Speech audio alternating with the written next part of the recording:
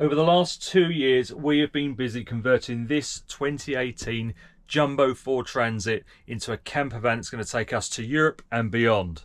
And we're not too far off from being finished, but we've been testing this out and there's a few things that, well, we're not happy about. And one of those things is this, the coffee machine drawer. Now the problem we've got is that this is very flimsy. You can see that just moves around. That's going to get damaged. It's going to break. It's just not going to stand the test of time. It looks okay, but it could be better. So here's the plan. We're going to have the coffee machine rise up from the top of the larder at the flick of a switch. We're going to put some drawer runners in, put in an actuator and have it nicely hidden away when we're not using it. It utilises the empty space that's currently behind the drawers, and then we can repurpose the drawers, make those slightly bigger and use those as more storage. So this is one advantage of using your van as you're building it. There's nothing worse than finishing your build, sitting back and thinking, yep, this is all good, it's how I wanted it, it's all perfect. You come to use it and find that actually it's not quite what you wanted. We've been testing out various parts of the kitchen, the bed, everything. It just doesn't work the way where it is. This would be a good permanent solution, and I think every van should have its own little thing that stands out, you know. First thing we've got to do, we've got to take this temporary worktop off. We're going to measure up where we're putting everything, and then I'll show you exactly how we're going to put it together. That's going to be the easy bit. Got to get in there yet. Right, there we go. That's off. We've taken off the pop-up plug as well. That will be plugged in, not behind the oven where it was previously. It will be plugged in inside here. We're going to run an extension into the back here so that we can plug that and the coffee machine into it in here, because the lead on this is too short to reach where I've put the plug behind the oven. Typically they never give you enough cable. No, this is the Dolce Gusto Piccolo XS. It's one of the smallest coffee machines that Dolce Gusto actually do. It fits nicely in the unit. The unit's 17 centimetres wide. This is just over 17 centimetres. But what we need to know now, it's not the width, it's the length, because we need to know how much to cut off of this unit for the lift. Right, so that's pushed to the front of the table, and then coming back here we've got 25 centimetres at the minimum. Perhaps we'll go with 30 if there's room. If not, we'll do it around 27, 28. Right, so we've marked up where we're going to cut for this lift to start. I've left enough room for the collar. That's this. That's what holds the pop-up plug in place. 27.5 centimetres, that's what we've gone for. So that should be long enough to fit the whole unit in. Once I've cut that out, show you exactly what components we're using, how we're putting them all together, etc, etc.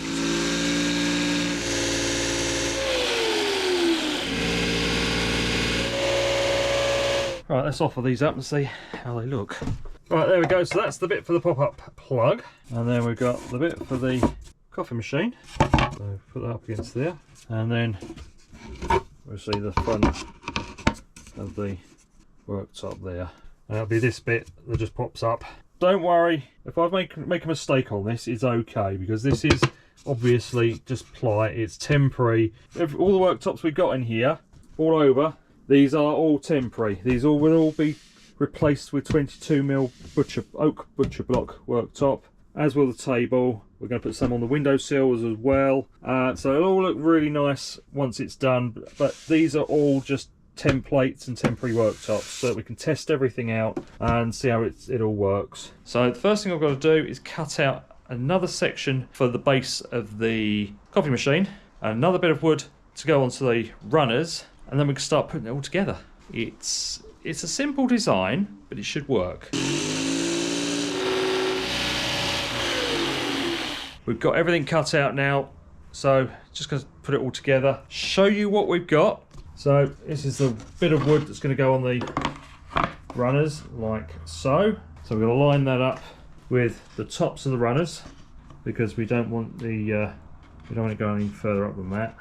And of course the base, which is this bit here, that's going to go on there, because that's got to be the full width of the inside of the larder. So we can't have the drawer runners on the side of this, so that's why they're going underneath. So this has all got to be butted up against the bottom of that. It's not going to be easy.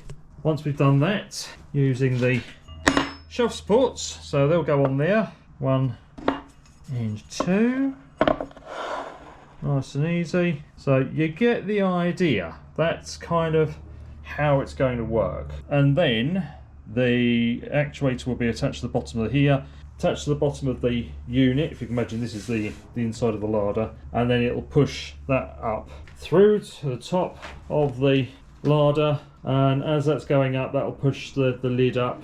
You get the idea.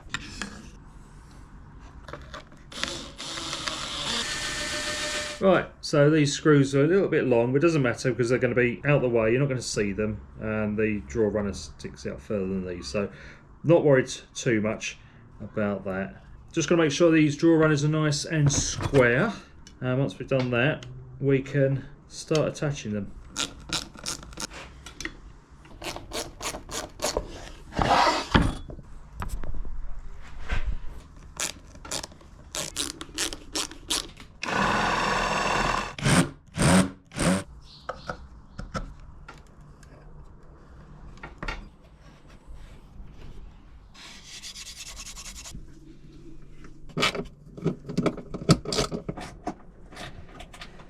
Two drawer runners all secured into place.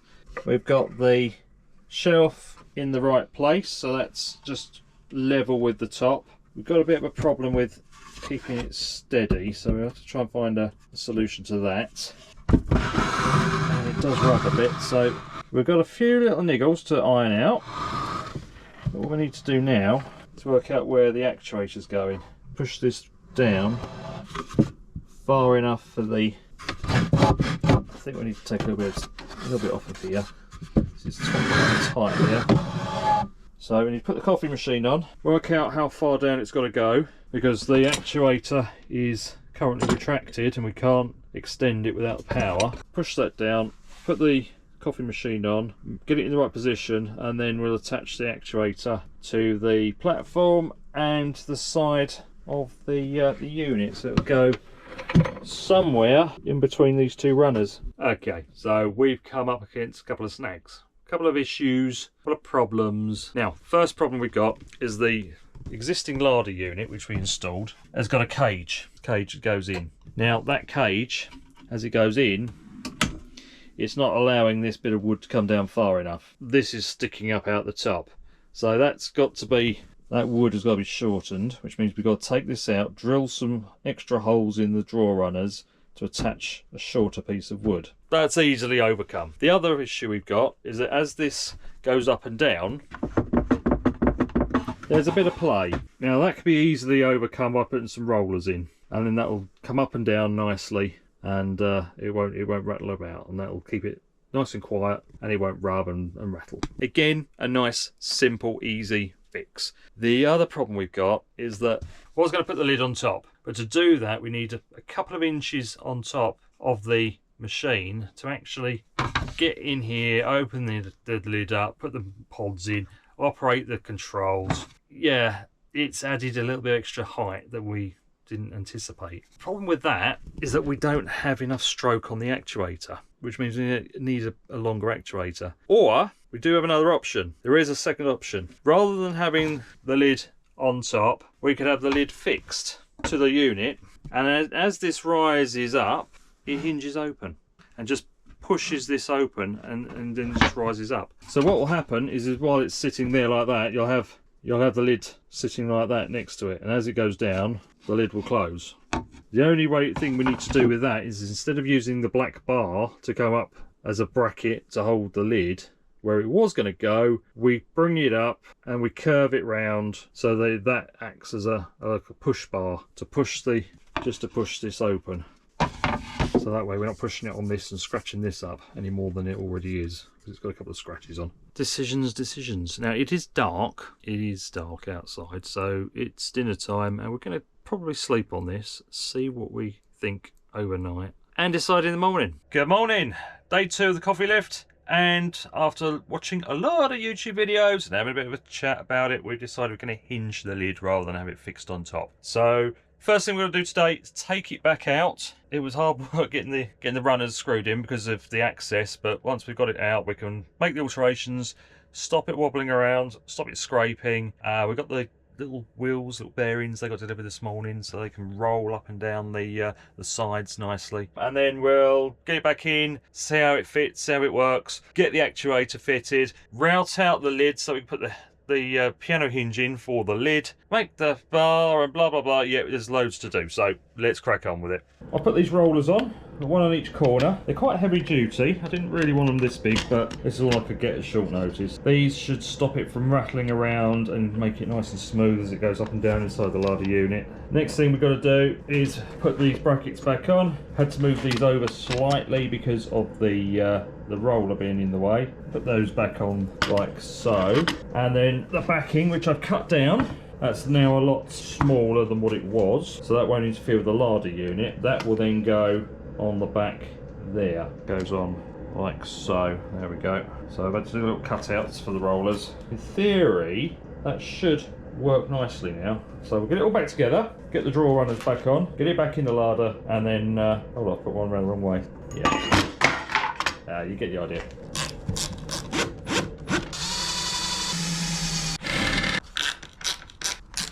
Right, there we go. That is in. Drawer runners are all attached underneath. This comes up nicely. It actually rolls quite nice as well. No scraping. Very minimal wobble. So that is the result. So what we've got to do now is lower it down to 30 centimetres because that's the stroke of the actuator. We'll attach it to the bracket, which is under there. I don't know if you can see that, it's under there. And then we'll attach the other bracket to the side, somewhere in between the drawer runners. And then, yep, we'll get the actuator fitted in there. That'll hold it in place. And then all we've got to do is connect up some electrics. And what I'm going to do is run a fresh cable from the garage, so it's got its own fuse, so it's nice and safe. Rig up the switch, and that'll get that to raise up and down nicely. We're pretty much there. It's going better than expected, I must say. Right, that is held in position. That's 12 inches from the bottom of the shelf up to the top of the unit, because obviously we need 12 inches or 30 centimetre push on that. Now it's held in position, I can actually get the actuator on. That's got to go inside the bracket up there, and then just a pin put through. How am I going to do that? The pin in. There we go. Pins in. Just a little split pin to put in the top so it doesn't come out. I won't bend it round yet, not until I know this is actually going to work properly. That'll do for now. Okay, and we just got to mark up on the wall where that's going to go, and then that's the actuator in position. Alright, so there we go, that's attached in here. A bit tight getting the camera and my arms in. That's attached on there. What we've got to do now is attach that bracket to the wall. That's the actuator fixed in. Shelf is in the right position because the actuator's retracted, and hopefully when that pushes it out it should go up into the right place. So I'll come back to you in a bit once I've got in there and somehow connected that up to the wall. Sometimes you wish you actually thought of something before you started building the unit. Would have been easier. Right, there we go. That is the actuator fitted. That's the most difficult part of the job. Next up is the wiring, and then we've got the lid, and then hopefully this will all work nicely. Right, good morning, and it's another day in the van. Yesterday I didn't film it, but yesterday I ran a new DC cable from the garage fuse board up to the larder unit for the actuator power. Went through the shower and under the units, and we've got everything in place. Now, another thing I did do, I rigged up a momentary switch for the actuator. Right, I've just hung it on here for now. But a momentary switch, if you've not heard of one, is one that returns to the off position when you take your finger off. So you've got up and down, and it's currently in the off position. Wired like that, quite simple. So today's task is to put a hinge on the lid and a little push bar on the platform itself so it pushes the lid open as it rises up, if that makes sense. Anyway, it's a nice little black hinge. That needs to be mounted on the side. Now to do that we need to recess this into the side, and then we also need to recess the underside of the lid. And the reason for that is because if we don't, it won't sit flush. sit proud on there. So we need to recess this in about half the depth of the hinge on the unit and the lid, and then that'll sit nice and flush, and that'll work beautifully. Now I did say I've routed all the electrics and fitted the switch, so question on everyone's mind is, does it work? Well, it does. Let me demonstrate. It's a bit slow and it's a bit noisy, but it works.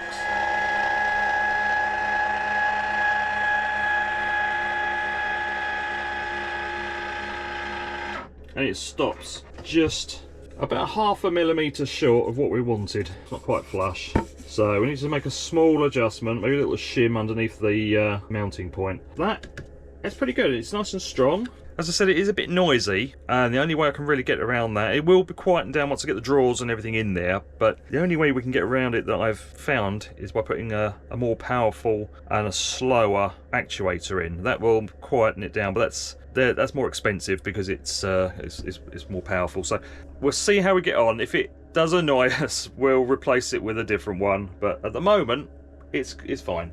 Let's crack on with getting this lid on, and then this should be almost done. Right, we've got the router out and ready, got the right bit on there, and it's all set up the right depth. So we want half the depth of the hinge, which it looks to be about right, if you can make that out. So happy with that. So we've got to take a little section out of here, and the same on the lid, screw the hinge on, and then that's done. Well, I didn't quite go according to plan.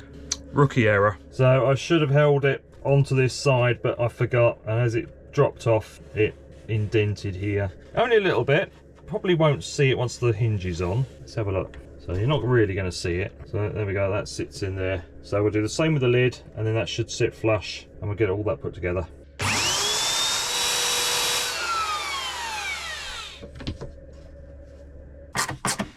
Right, lid is on. Screwed to the side of the larder unit. It's glued on the hinge at the moment because when you route out this ply, there's not enough for a screw to go into. So we've stuck the hinge on. The actual worktop we're going to use, because again this is all just templates and temporary, is thicker. It's about 18 or 20 mil thick, so we'll have plenty to screw into on the finished lid. So that's not a problem. This is just temporary, just to see how it all works, make sure it works the way we want to. Right, next job is to get a bar put on here, which will come up and over the top of the coffee machine. That will just push the lid open and give it something to run on, so that when the coffee machine goes down, the lid can then just run on it nice and slow and close where it's supposed to, and it won't let the coffee machine rub against this, otherwise it's just going to scratch the top of the coffee machine up, and we don't want that. Let's get the bar made up, put on there, and then that should be this done. And here's one I made earlier. This is just a bit of flat bar that's been bent round, cut to the right height. Nice little curve on the top so it rubs nicely on the door. 90-degree bend on the bottom, fixed with a couple of nice little black screws. That should allow the door just to slide onto that if it works. So the door hinge is a little bit stiff.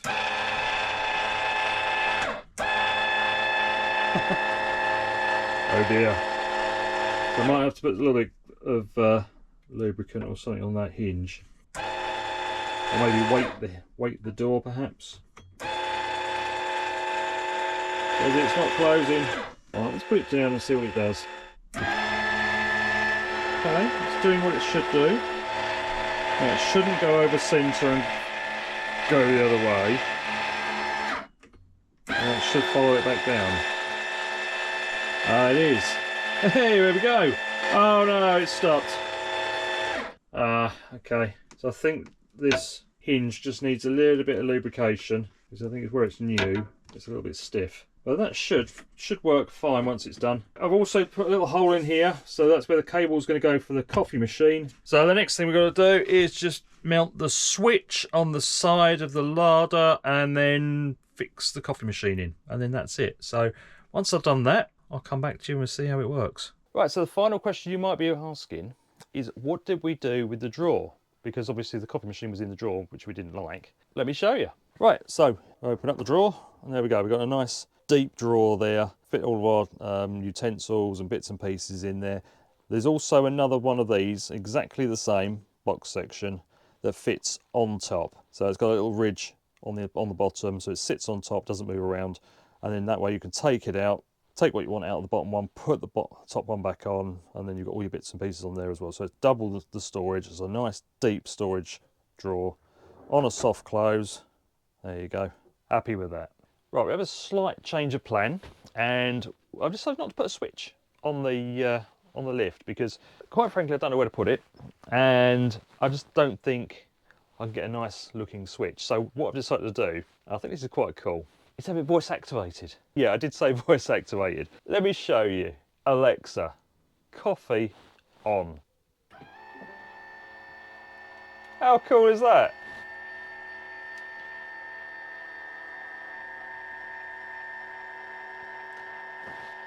It's a bit slow, granted. It's a lot quieter now we've got all the units back together.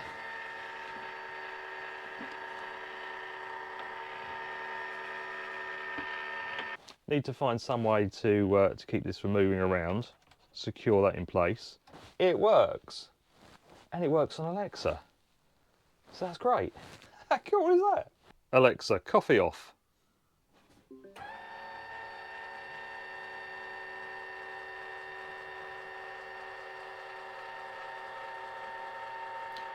Still need this. I think once we get the proper unit on here, the worktop, because this is only temporary, we get the proper one on, this will be heavier, so it will actually go down. That's pretty good. So what I've done, let's open that up, just inside there, tilt this round a little bit.